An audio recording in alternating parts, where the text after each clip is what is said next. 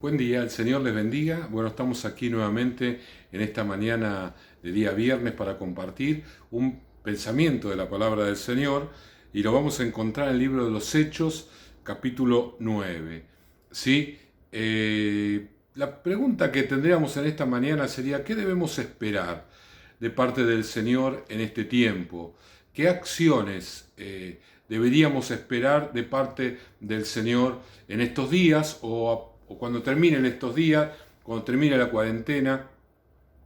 Y esperamos responder esa pregunta con este pasaje del libro de los Hechos, capítulo 9. Dice: Saulo, respirando, versículo 1, aún amenazas y muerte contra los discípulos del Señor, vino al sumo sacerdote y le pidió cartas para la sinagoga de Damasco, a fin de que si hallase algunos hombres o mujeres de este camino, los trajese presos a Jerusalén. Mas yendo por el camino, aconteció que al llegar cerca de Damasco, repentinamente le rodeó un resplandor de luz del cielo, y cayendo en tierra oyó una voz que le decía: Saulo, Saulo, ¿por qué me persigues? Y él le dijo: ¿Quién eres, Señor? Y le dijo: Yo soy Jesús, a quien tú persigues. Dura cosa te es dar coces contra el aguijón.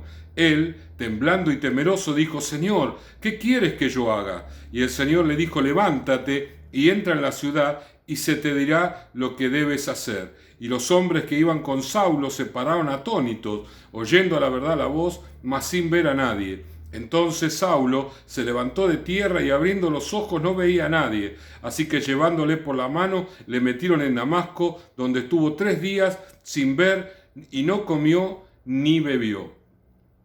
Bueno, aquí yo veo 3 acciones, por allí decirlo, de Dios. En primer lugar, la respuesta a las oraciones. Saulo era un problema. Él estaba muy lleno de odio, de rencor. Su celo lo inducía a buscar a los cristianos y meterlos presos en la cárcel. Era realmente un peligro. Tengan en cuenta que cuando les metían presos, por lo general, y en muchos casos, les expropiaban todo lo que tenían. Es decir, que se quedaban en la calle. Era realmente una situación muy, pero muy difícil. Saulo estaba sacadísimo. Su soberbia, su odio, su resentimiento hacia los cristianos lo envolvían. Así que él estaba encima con la autoridad de los sacerdotes, había pedido cartas para que de alguna manera él tuviera un respaldo, un amparo, y así tomar presos a todos los cristianos. Evidentemente él había hecho esto ya en todo lo que era Jerusalén y Samaria. Así que se iba a Damasco, a Siria, al norte, para ir a tomar a los cristianos que estuvieran allí. ¿Cuántos cristianos habrán orado por el tema de Saulo? ¿Cuántos cristianos habrán estado clamando, diciéndole al Señor: Señor, interviene en esta situación? Señor, te clamamos a ti para que tú obres en la vida de Saulo. Yo sospecho de que muchos habrán estado orando para que Saulo se convierta y otros para que el Señor defina la situación para un lado o para el otro. Si o se convierte o llévatelo, Señor, porque este hombre es un problema, es una dificultad tremenda. Y acá vemos entonces la oración respondida de parte de Dios. Dios respondió la oración de los creyentes, como nosotros estamos clamando en este día, en este tiempo, pidiéndole al Señor que Dios intervenga. Vemos aquí una acción de Dios, la respuesta a la oración del pueblo santo, la respuesta a la oración de aquellos que claman a Él día y noche, que no descansan hasta no ver la mano de Dios obrando poderosa. Dios intervino aquí, Dios lo llevó a Saulo a una humillación por la intercesión, por el clamor de la iglesia, por el clamor de sus hijos. Lo segundo que vemos es justamente un hombre soberbio, un hombre que se levantaba contra todo y contra todos, que no temía a nadie. Y sin embargo el Señor lo llevó a una situación, a un encuentro personal con Él. ¿Para qué? Para que se humillara, para que se diera cuenta lo loco de su actitud, de su soberbia. Y esto es la segunda acción que quiero destacar. Dios va a hacer descender la soberbia de mucha gente en este tiempo. Hay muchas personas que se han agrandado, que han ensoberbecido su corazón, que se han considerado dueños y reyes de las decisiones, no solamente de ellos, sino de otras personas, que creen que pueden hacer a su arbitrio lo que se les da la gana. Y no es así. Dios ha salido a responder las oraciones del pueblo de Dios y a mostrarle a esta gente que no es nada, que delante de Dios, delante del Dios que nosotros creemos, este Dios de amor, que justamente por amor, Él muchas veces pasa por alto el pecado y pasa por alto las palabras y las acciones de muchas personas, pero dijo, ya no más, ya no más. Es este Dios diciendo, se termina esto. Ahora comienza una nueva etapa, un nuevo tiempo, y ciertamente eso sucedió. Saulo se convirtió y él se transformó luego en un instrumento poderoso. Un nuevo tiempo para la iglesia vino a partir de Saulo, el que conocemos por Pablo, el apóstol Pablo. Un nuevo tiempo, un tiempo de victoria, un tiempo de triunfo, un tiempo de crecimiento, un tiempo de revelación.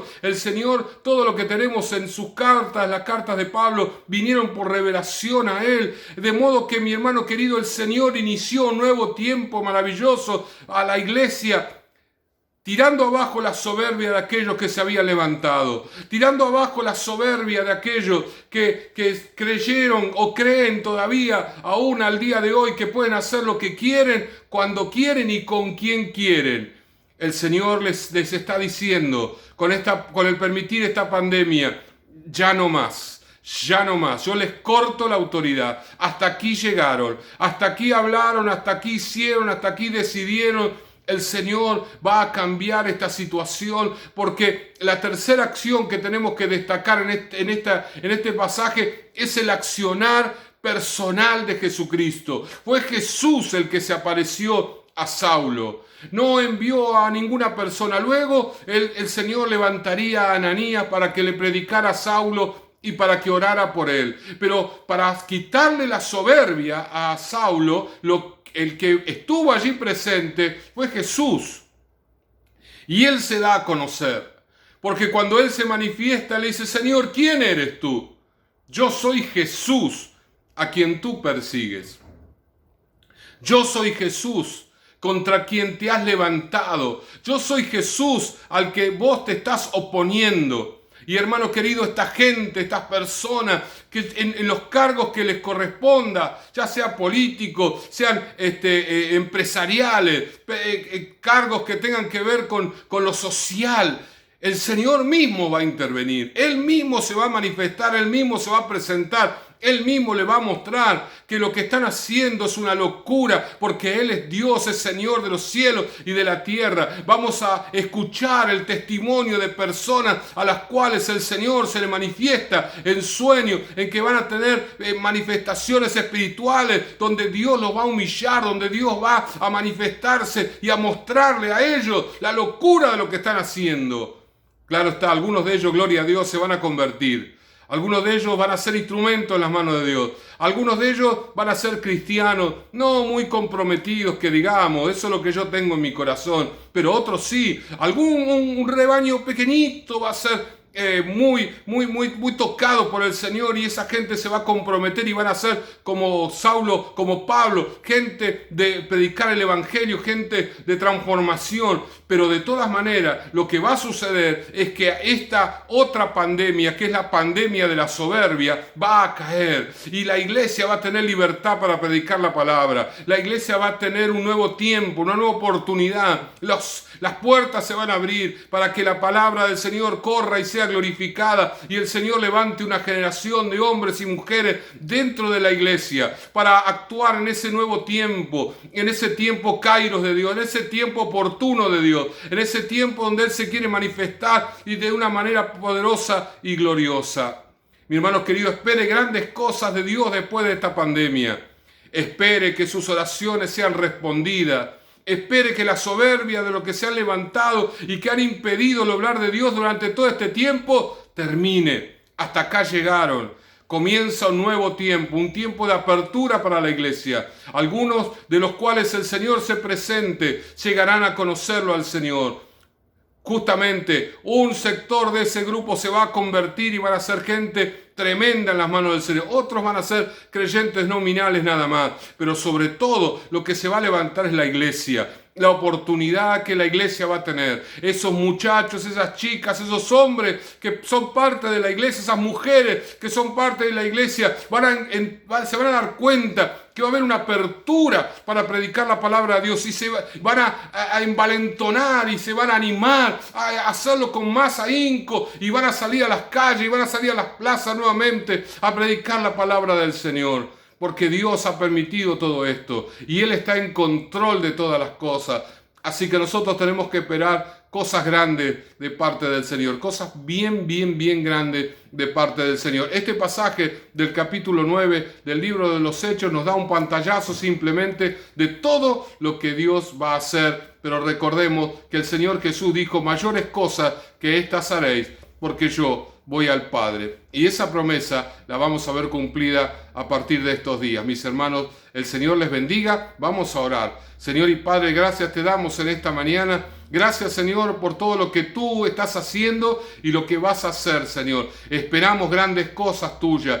Señor, conversiones que nos van a sorprender. Señor, personas que jamás pensamos que iban a ser parte de la iglesia, tú los vas a tocar porque tú vas a intervenir de manera poderosa y absoluta, Señor, mostrándole que contra ti, Señor, se habían levantado, que sus palabras fueron contra ti, que su enojo fue contra ti, Señor, y se van a humillar y van a ser parte de tu pueblo, de la iglesia, en el nombre de Jesús. Amén y amén. Mis hermanos, el Señor les bendiga. No se olviden, mañana, a la mañana tenemos el devocional, el culto a las 6 de la tarde y Santa Cena. Así que prepárese, que el Señor le bendiga ricamente.